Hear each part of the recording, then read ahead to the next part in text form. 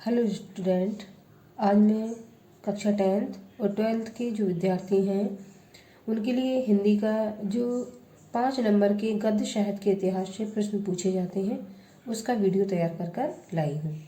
अब कक्षा 10th और 12th में जो भी विद्यार्थी हैं वो 2024 22 तारीख के एग्ज़ाम को ध्यान में रखते हुए जो मैं इम्पोर्टेंट चीज़ें बता रही हूँ उससे प्रश्न 100% ही आते हैं। आप लोगों को ये प्रश्न जो मैं आज करवाने वाली हूँ, आपको जब आप पेपर खोलेंगे तो पहला क्वेश्चन आपको यही मिलेगा और यहाँ से दोनों क्लास के विद्यार्थियों के लिए 5 नंबर के प्रश्न जो आपके अति लघुत्तरी और लघुत्तरी रहेंगे, ठीक है, वो पूछे जाएंगे। जो 1 नंबर का आपका लघुत्तरी रहता है वो जिसमें एक एक लाइन आपको लिखनी होगी या किसी राइटर का नाम पूछा जाएगा और फिर इसके बाद आपके 2-2 नंबर के 2 प्रश्न पूछे जाएंगे जिसमें आपका काल विभाजन से संबंधित या काल से संबंधित किस काल में कौन से लेखक लगे हुए हैं, उनकी रचनाओं के नाम, वो प्रश्न आपसे पूछे जा सकते हैं। तो आज मैं गद्य विधाओं पर आधारित जो प्रश्न थे जो आपके गद्य साहित्य के इतिहास में गद्य विधाएं लगी हुई हैं उनके मैं 3 टॉपिक पर प्रश्न लेकर आई हूँ। अब आपको पता होगा दोनों क्लास के विद्यार्थियों को ध्यान रखते हुए मैंने सेम पैटर्न पे आपकी रचनाएं तैयार की हैं और दोनों विद्यार्थियों को सिलेबस देखकर ही मैंने ये रचनाएं आप लोगों के लिए लिखी हैं। अब इसमें जो गद्य विधाएं होती हैं दोनों विद्यार्थियों को गद्य विधाएं पढ़नी होती हैं। गद्य विधाओं में आपका निबंध, नाटक, उपन्यास, कहानी, ठीक है, आत्मकथा, जीवनी, रेखाचित्र, रिपोर्टाज, संस्मरण, ये सारी आपकी गद्य विधाएं हैं और गद्य विधाओं पर आधारित प्रश्न आपके प्रथम प्रश्न पत्र में हिंदी के पूछे जाते हैं। जो प्रथम आपका क्वेश्चन रहेगा, ठीक है, प्रश्न पत्र में जो प्रथम क्वेश्चन रहेगा उसमें ये वाला क्वेश्चन आपको फर्स्ट देखने को मिलेगा। उससे 5 नंबर के प्रश्न आप लोगों को करने होंगे। आइए टॉपिक पर आते हैं, क्या पढ़ना है आज। कक्षा 10 और 12 दोनों क्लास के विद्यार्थी हिंदी का जो पेपर देंगे 5 नंबर की स्कोरिंग करने वाला ये प्रश्न होगा और प्रश्न पत्र में ये पहला प्रश्न आपको देखने के लिए मिलेगा। गद्य साहित्य का इतिहास मैंने टॉपिक लिया है। इसमें विधाओं के नाम, रचनाएं तथा लेखक के नाम हम देखेंगे।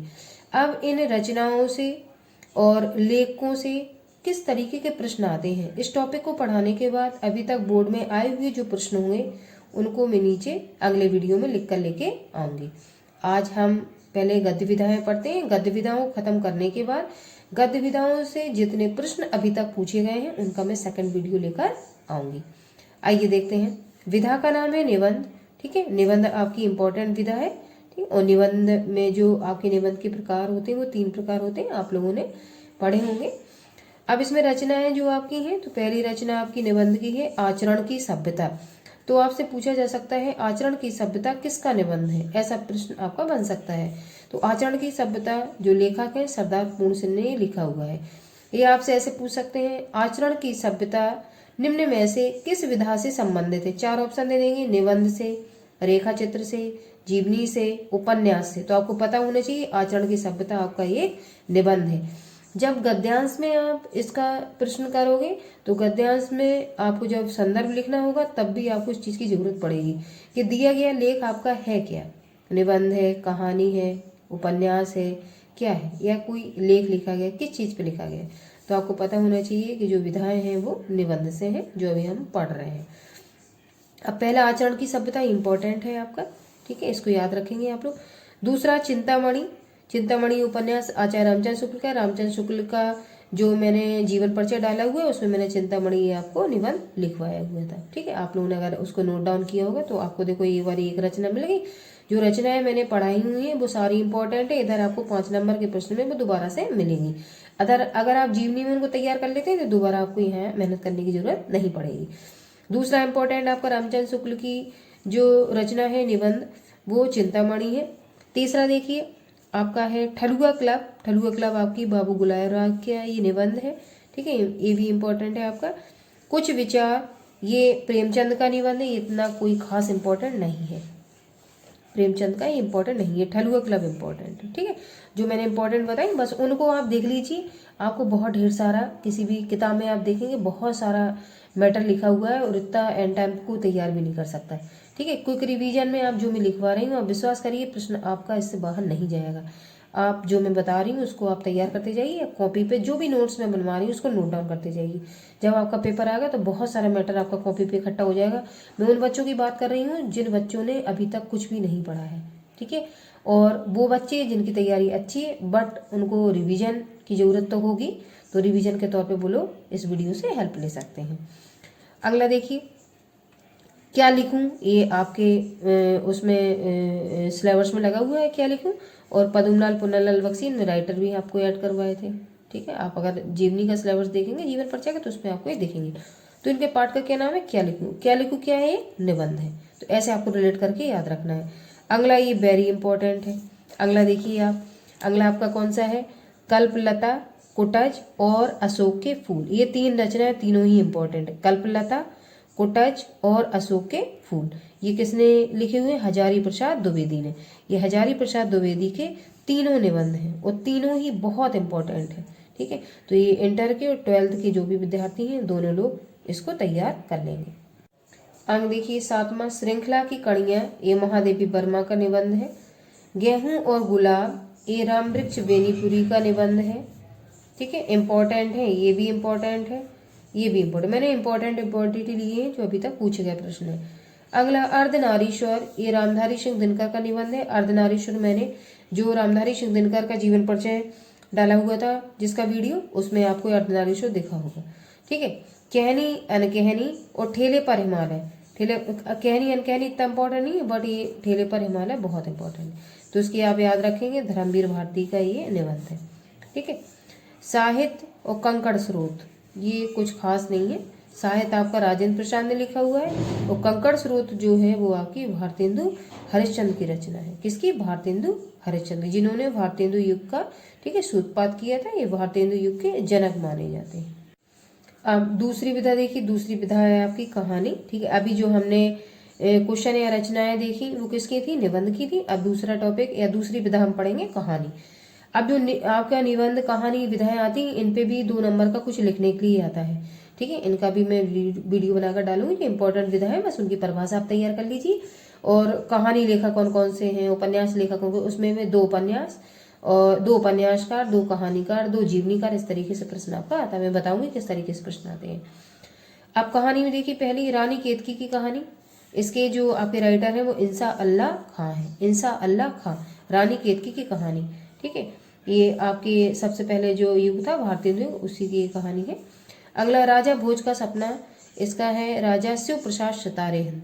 राजा भोज का सपना, अब राजा राजा से पकड़ लेना, राजा ये है और राजा ये है। तो राजा भोज का सपना ये वास्तविकता में राजा थे, राजा शिव प्रसाद सितारे हिंद का ये कहानी है। अगला इंदुमती, किशोरीलाल गोस्वामी की, इसको आप प्रथम कहानी लिख सकते हो। ये इंदुमती किशोरीलाल गोस्वामी, ठीक है। अगला 11 वर्ष का समय, रामचंद्र शुक्ल,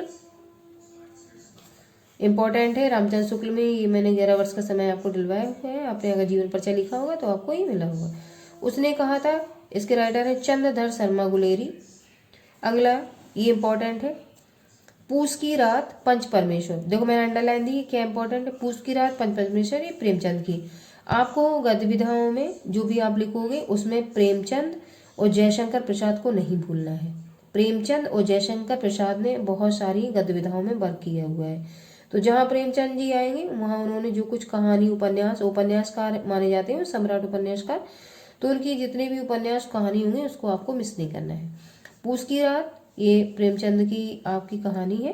फिर पंच परमेश्वर भी है, ठीक है, ये मुझे ज़्यादा इंपॉर्टेंट लग रही है तो मैंने इसको अंडरलाइन दी है। अगला आंधी आकाश इंद्रजाल, मैंने क्या बताया, जयशंकर प्रसाद और प्रेमचंद को आपको नहीं छोड़ना है। आंधी आकाश इंद्रजाल ये सारी कहानियां जयशंकर प्रसाद की हैं, ठीक है। चांद और टूटे हुए लोग, ये धर्मवीर भारती, ये शायद आपका टॉपिक भी लगा हुआ है अगर आपने देखा होगा। चांद और टूटे हुए लोग किसकी कहानी है, धर्मवीर भारती। अगली तीसरी विधा आपकी है उपन्यास, ठीक है। उपन्यास में आपका पहला जो उपन्यास है वो आपका परीक्षा गुरु है। जैसे प्रथम कहानी इंदुमती थी वैसे ही प्रथम उपन्यास आपका कौन सा है, प्रथम उपन्यास परीक्षा गुरु। इसके राइटर कौन है, लाला श्री निवास दास। अगला चंद्रकांता और चंद्रकांता संतति, ये देवकीनंदन खत्री का उपन्यास है, बहुत फेमस है, इस पे सीरियल भी बन चुका है, आप लोगों ने शायद देखा या सुना भी होगा। ठीक है, और कई लोगों ने चंद्रकांता को पढ़ने के लिए हिंदी भाषा सीखी थी। ठीक है, ये हिंदी भाषा में सबसे पहले नहीं लिखा गया था, तो इसको पढ़ने के लिए बहुत से लोगों ने हिंदी भाषा सीखी थी। ठीक है, देवकीनंदन खत्री का है ये।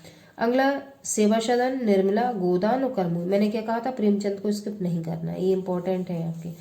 सेवा सदन, निर्मला, गोदान और कर्मभूमि। गोदान बहुत इंपॉर्टेंट है। ठीक है, जिसमें गाय को दान करने के लिए एक जो किसान था उसकी व्यथा बताई गई है। ठीक है, तो ये प्रेमचंद के उपन्यास है, ये आपको नहीं भूलना है। अगला आपकी तितली, जयशंकर प्रसाद की, देखो मैंने इंपॉर्टेंट डाला हुआ है, जयशंकर प्रसाद को नहीं मिस करना है। तितली किसका उपन्यास है, जयशंकर प्रसाद का। अगला बाणभट्ट की आत्मकथा, पुनर्नवा, अनामदास का पोथा, चारुचंद्र लेख। ये जो चार आपके उपन्यास हैं वो हजारी प्रसाद द्विवेदी के हैं। किसके हैं, हजारी प्रसाद द्विवेदी के। ठीक है, अब इसमें ज़्यादा इंपॉर्टेंट ये वाला, बाणभट्ट की आत्मकथा और अनामदास का पोथा और चारुचंद्र लेख। ठीक, पुनर्नवा इतना खास नहीं है। आप हजारी प्रसाद द्विवेदी के इन जो 3 उपन्यास मैंने बताए उनको आप लोग याद रखेंगे, बाणभट्ट की आत्मकथा, अनामदास का पोथा और चारुचंद्र लेख। अगला मृगनैनी। मृगनैनी आपका जो उपन्यास है वृंदावन लाल वर्मा का है, ये भी फेमस उपन्यास है, वृंदावन लाल वर्मा। अगला सूरज का 7वां घोड़ा और दूसरा है गुनाहों का देवता। पहला सूरज का 7वां घोड़ा, दूसरा गुनाहों का देवता, इस पर भी सीरियल बन चुका है। गुनाहों का देवता इंपॉर्टेंट है और धर्मवीर भारती इसके कौन है, ये लेखक है। ठीक है, अगला 8वां शेखर एक जीवनी, ये आगे का आपका उपन्यास है। और अगला मृगनैनी, ये वृंदावन लाल वर्मा का उपन्यास, मृगनैनी वृंदावन लाल वर्मा का उपन्यास है। आप इसके आगे की जो गतिविधियाँ होंगी उन पे आधारित जो रचनाएं होंगी वो आपको सेकंड वीडियो में मिलेंगी।